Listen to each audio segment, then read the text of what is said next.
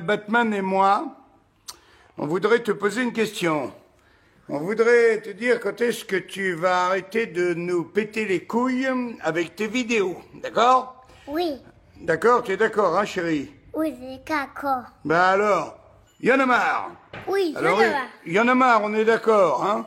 Oui. Bon, et allez, on te fait des bisous parce que on t'aime avec Batman. Oui,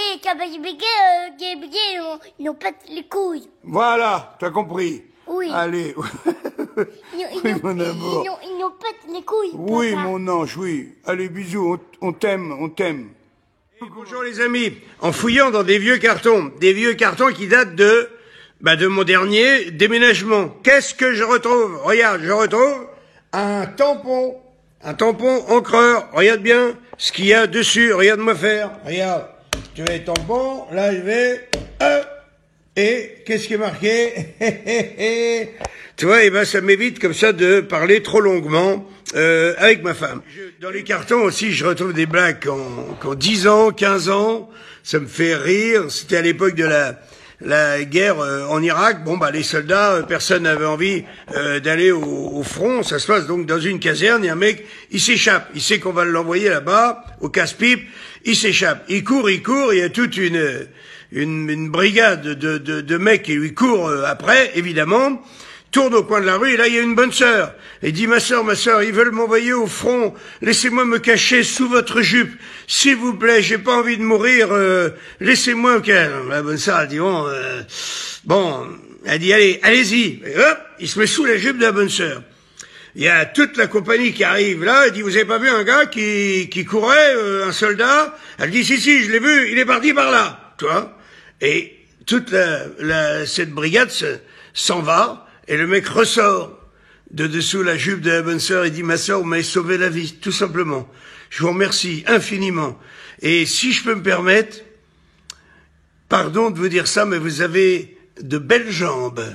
Et la bonne sœur, elle lui dit, si t'étais remonté un petit peu plus haut, t'aurais même vu une belle paire de couilles, parce que moi non plus, je veux pas y aller, en Irak. Nous n'avons plus de femme de ménage, évidemment, la pauvre, elle avait des transports à prendre et tout, et elle veut plus venir, et nous non plus, d'ailleurs, c'est mieux que chacun reste chez soi, bien sûr. Ça me rappelle cette blague. Un couple, ils font l'amour, puis la femme, elle lui dit, écoute, vas-y, putain, chérie, dis-moi, on est confinés, là, on se fait chier, la libido, elle est au plus bas, vas-y, dis-moi des trucs dégueulasses, vas-y, ça va m'exciter. Et le mec il réfléchit, il dit la cuisine, la salle de bain, les chiottes. Le mec il est dans la rue, il a les bras en l'air comme ça, il hurle, je marche. Tu vois, et il y a un gars, il s'approche, il dit, vous étiez handicapé? Il dit, non, on m'a volé ma bagnole, donc je marche. La femme, elle monte péniblement une armoire Ikea chez elle.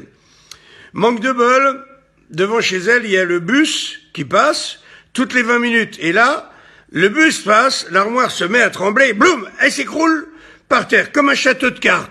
On dit, bon sang, elle remonte l'armoire, le bus repasse à nouveau, 20 minutes plus tard, et bram, et l'armoire s'écroule. Téléphone à Ikea, elle dit, dites donc, il y a un problème. Le mec, il dit, pas de problème, je vous envoie quelqu'un. Le gars, il arrive, il pose sa sacoche, par terre, elle lui dit, voyez, l'armoire qui est montée, là, le bus va passer maintenant dans 4 minutes, là, et elle va s'écrouler. On dit, c'est pas possible, ça. Le bus passe, hop, l'armoire s'écroule. Le mec de chez Ikea remonte l'armoire et dit, vous savez ce que je vais faire? Je vais me mettre dans l'armoire, comme ça je verrai mieux d'où ça part l'écroulement. Tu vois, donc remonte l'armoire, il se met à l'intérieur de l'armoire, dit à la femme, fermez la porte, elle ferme, et à ce moment-là, il y a le mari de la femme qui rentre, il voit la sacoche du mec par derrière, il lui dit, t'es avec ton amant, hein, salope, hein, jette vers l'armoire, il ouvre l'armoire, il voit le mec qui est dedans comme ça, et il dit, qu'est-ce que vous faites dans la chambre de ma femme? Et le mec, il dit, monsieur, vous n'allez pas me croire, mais j'attends le bus. Voilà, mesdames et messieurs, allez, et pensez au tampon, hein, c'est important. Allez, bisous, bye. Vous voyez, les amis, je vous le disais hier. C'est très clair aujourd'hui pour dire, il faut surtout pas avoir de masque pour le grand public, ça n'a pas d'intérêt et c'est même presque faussement protecteur. J'ai toujours plaidé pour l'accès au masque grand public. J'ai déjà vu des faux culs, mais vous êtes une synthèse. Les masques sont inutiles si vous n'êtes pas malade, si vous n'avez pas été personne contact proche de personnes malades. Tu vas te taire, hein. La grande injure, c'est un art, et pour ça t'es trop bête. On ne doit pas acheter de masques et d'ailleurs on ne peut pas en acheter puisque nous avons donné des instructions aux officines de pharmacie pour qu'elles ne distribuent des masques que sur prescription médicale. Non, il n'y a pas de risque de pénurie. D'abord pour les masques dits chirurgicaux, les bleus un peu plissés. En fait, on a des stocks d'État qui ont été réalisés dans des mandatures précédentes. Ah, que c'est dur pour une belle cochonne à la fleur de l'âge d'être aussi dédaignée. Ah! J'insiste.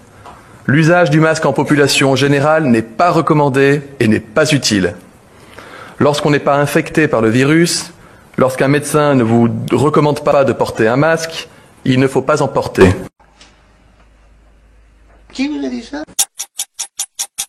Je pense qu'il y a un consensus très clair aujourd'hui pour dire il faut surtout pas avoir de masque pour le grand public, ça n'a pas d'intérêt et c'est même presque faussement protecteur puisqu'on porte un masque et on se contamine les mains et puis on n'a pas le masque 24 heures sur 24. Ancien combattant, militant socialiste et bistrot, c'est de dire si dans ma vie j'ai entendu des conneries, mais des comme ça, jamais. Non, les Français ne pourront pas acheter de masques dans les pharmacies parce que ce n'est pas nécessaire quand on n'est pas malade. Il y a eu récemment quelques difficultés logistiques, je le reconnais bien volontiers, mais depuis hier, nous avons des masques qui arrivent dans les pharmacies. Alors, écoutez, madame, ça n'est plus la victime qui vous parle, mais l'éducateur, le sociologue. Où avez-vous appris à dire autant de conneries? Il n'y a pas de sens à porter ce masque lors des déplacements autorisés. La meilleure des protections, ce sont les gestes barrières. Tu pues la bêtise, la connerie. Et si ça se trouve, t'as même pas de cerveau. Et si on regarde au-dessus de ta tête, on doit voir tes dents.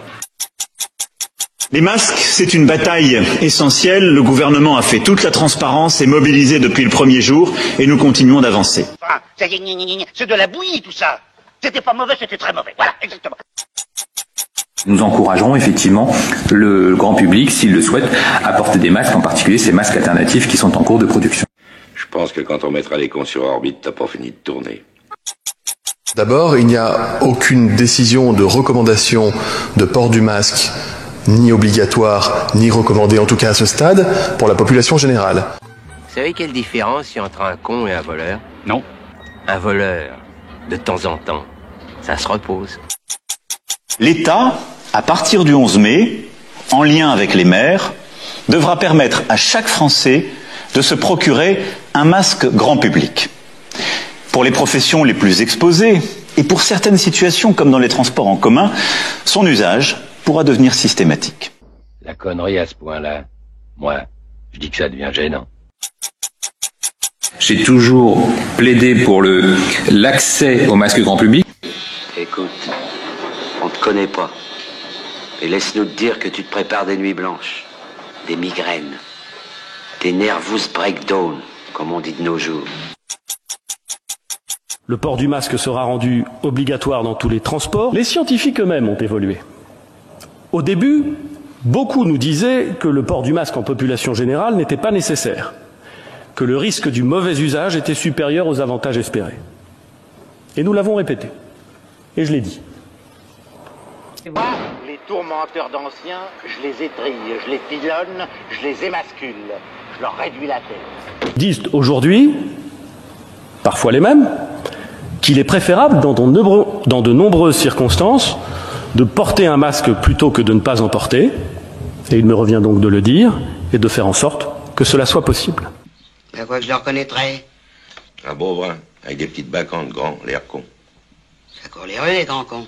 Oui, mais celui-là, c'est un gabarit exceptionnel. Si la connerie se mesurait, il servirait de maître étalon. Il serait à Sèvres. Bon, je récapitule dans le calme. On la débusque. On la passe à l'acide. On la découpe au laser. On la dissout et on balance ce qui reste dans le lac Daumesnil. Hein? C'est vrai, mais je vais dire, même avec toutes ces erreurs qui ont été faites par les guignols, je suis quand même confiant parce que, est-ce que vous connaissez un truc fabriqué en Chine qui dure depuis plus de 3 mois. Moi, j'en connais pas. Tous les jouets de mes gosses fabriqués en Chine ne marchent plus. Le poisson qui se baladait en s'allumant toutes les couleurs et tout, ne marche plus. La tablette ne marche plus. Plus rien ne marche des jouets chinois. Il n'y a pas de raison que le virus il continue à marcher au-delà de 3 mois. Bisous. Eh, bonjour les amis, bonjour. Bon, écoutez, j'ai bien réfléchi avec cette histoire de déconfinement. Moi, je pense que je vais décéder pour mon anniversaire. Mon anniversaire, c'est le 17 mai. Pourquoi? Je vous explique. Parce que le 11, donc, les enfants, normalement, doivent retourner à l'école. Donc, et comme tout le monde le sait, les enfants vers 5, 6, 7 ans, évidemment qu'ils vont respecter les gestes barrières. Bien sûr que dans la cour de récréation, ils vont rester à plus d'1,50 m chacun. Bien sûr qu'ils vont pas se postillonner dessus, voire même cracher. Et bien sûr qu'ils mettront jamais leurs doigts dans leur nez, ni dans leur bouche, ni dans la bouche des autres, ou dans le nez des autres, bien sûr.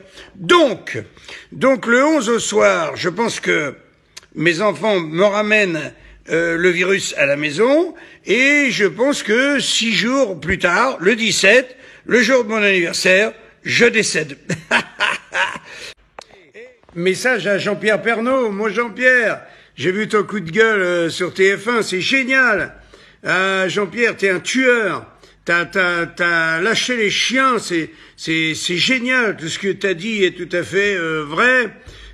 Tu vois, et ça paraît tout con, mais pourquoi les grandes surfaces peuvent vendre des fleurs et pas les fleuristes, quoi? Oh, on a besoin de fleurs en ce moment, et puis pour tout le reste. Pourquoi on n'a toujours pas de masques? Pourquoi moi j'ai commandé des masques, j'ai reçu ma commande, même si je les donnais à ma pharmacie, la pharmacie pourrait pas les donner sous peine d'avoir une amende, voire même d'aller en prison. Enfin bon, on marche sur la tête. Vas-y, mon Jean-Pierre, je suis à fond avec toi. Je t'aime. Gardois, gardoise, ou devrais-je dire plutôt gardoise, gardois. En tout cas, je vous dis gardez le moral. Ça, c'est très important. Je m'adresse et je donne un bonjour au lecteur d'Objectif Gare. Hein. Il faut garder la pêche. De toute façon, on va y arriver, on va lui tordre le cou à ce virus. Et je vais vous confier un scoop. Rien n'est fait, hein, c'est juste une idée, mais c'est une idée assez gigantesque. Comme on est coincé avec ce virus, qu'on n'a plus droit d'aller rigoler au spectacle. Et pour nous, c'est une catastrophe, bien sûr. Hein. On n'a plus le droit. Quand est-ce qu'on pourra s'entasser à nouveau à 1000 personnes ou 2000 dans une salle, ce qui est mon quotidien, pour faire rigoler les gens? Eh bien, mon idée, c'est celle-ci. Le driving, mesdames et messieurs, vous voyez ce que c'est le driving? C'est, à l'américaine, on va au cinéma en bagnole, tu sais. Eh bien, moi, j'aimerais le faire, mais à la française. J'aimerais jouer un spectacle devant un écran, évidemment, un très grand écran, genre 1000 mètres carrés. Je veux me mettre en accord avec, par exemple, une chaîne de la grande distribution, comme les Leclerc. Je dis Leclerc parce qu'ils ont 445 parkings en France, tu vois, qui peuvent donc accueillir des voitures avec l'étude de sol qui va bien, et de mettre un écran par parking, de faire que le spectacle soit diffusé dans la radio de ta bagnole via RTL, tu vois, rien n'est moins sûr, hein, faut que j'arrive à convaincre aussi RTL, mais enfin, j'habite là-bas aussi, et dans ce cas-là, eh bien, on tordrait le cou à ce putain de virus, en tout cas virtuellement, parce que on pourrait lui faire un beau bras d'honneur en disant, moi je vais au spectacle, ce soir j'ai le spectacle, un jour d'août, un soir d'août, tu vois, genre 21h, j'ai le spectacle dans ma bagnole, dans ma radio, sur RTL, et si je vais sur un parking où il y a un écran, j'ai le visuel. Tu vois ce que je veux dire? Et ce serait pour non seulement montrer l'exemple, et peut-être faire profiter d'autres artistes du truc, parce que évidemment nous serions retransmis par satellite. Je jouerais moi réellement dans un champ quelque part autour de Paris où il y a beaucoup d'espace pour pouvoir mettre beaucoup de voitures, mettre un grand écran, installer un grand écran et diffuser dans tous les écrans de province le spectacle en question. Voilà, tu vois que ça ne m'empêche pas de réfléchir, d'être enfermé. On en a tous plein le cul, hein. On est entièrement d'accord, mais on va tenir le coup et on va y arriver. Gardois, gardoises, gardez le moral. Bonjour, bonjour à tous. Bonjour mes très chers amis. Aujourd'hui, pour rigoler, c'était dans le journal, j'ai pas besoin de me forcer. L'horoscope. Les horoscopes, faut les lire en ce moment. C'est trop drôle, tous les jours. C'est un sketch. J'aurais bien savoir qui écrit les horoscopes. Est-ce qu'ils sont payés? Et s'ils sont payés, combien ils sont payés? Parce que moi, je veux bien le faire. Le Parisien, par exemple. Toi, mon horoscope du Parisien. Je te le lis. Vous ne manquez pas d'imagination. Merci. Et réussite. Vous avez besoin de faire une petite pause sur le plan professionnel. Ah, je suis interdit de jouer, j'ai repoussé 80 dates et j'ai peut-être pas rejoué avant le mois de janvier prochain, tu vois. Donc c'est quand même assez drôle qu'ils continuent à nous mettre des conneries comme ça sans prendre en compte le confinement qu'on subit. Je disais par exemple le taulard. Le mec, il est en tôle, il lit son horoscope. Un petit week-end au bord de la mer, vous ferez le plus grand bien, tu vois. Évadez-vous, prenez l'air, tu vois. Ou alors le clochard dans la rue, l'ambiance au sein de la famille est chaleureuse, tu vois. Le mec, il dort dans les cartons, tu vois, jour et nuit, quoi. Bon, qu'est-ce que je te dise? Eh ben, ça, si c'est pas rigolo, c'est quoi? C'était un sketch.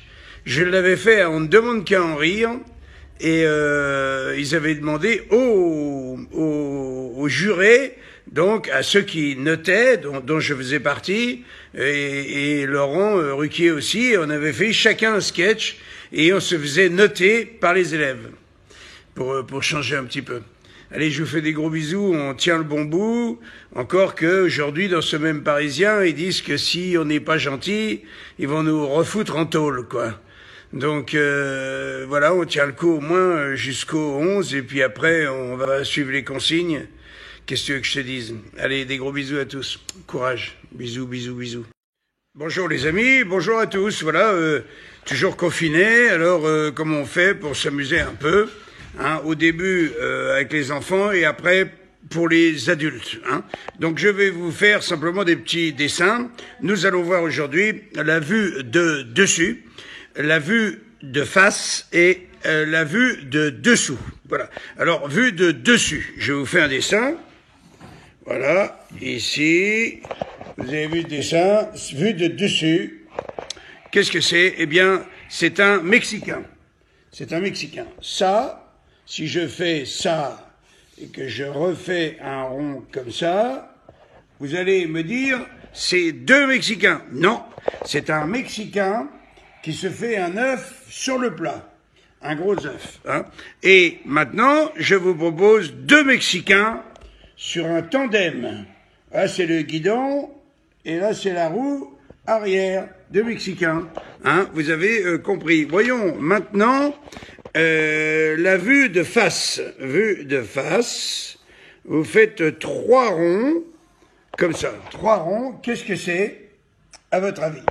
Eh bien, c'est un cochon, parce que quand vous aurez fait le nez du cochon, les yeux du cochon, les oreilles du cochon, la queue en tire-bouchon, la bouche du cochon, et ici, les pattes arrière et les pattes avant. Hein?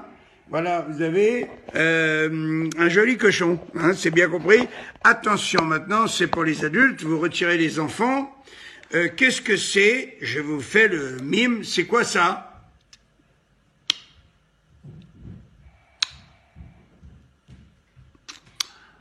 Eh bien ça c'est d'une vue de dessous d'une athlète qui court le 110 mètres haies. C'est bien compris? Allez, bisous à tous. Bisous, on se fait bien chier. Hein.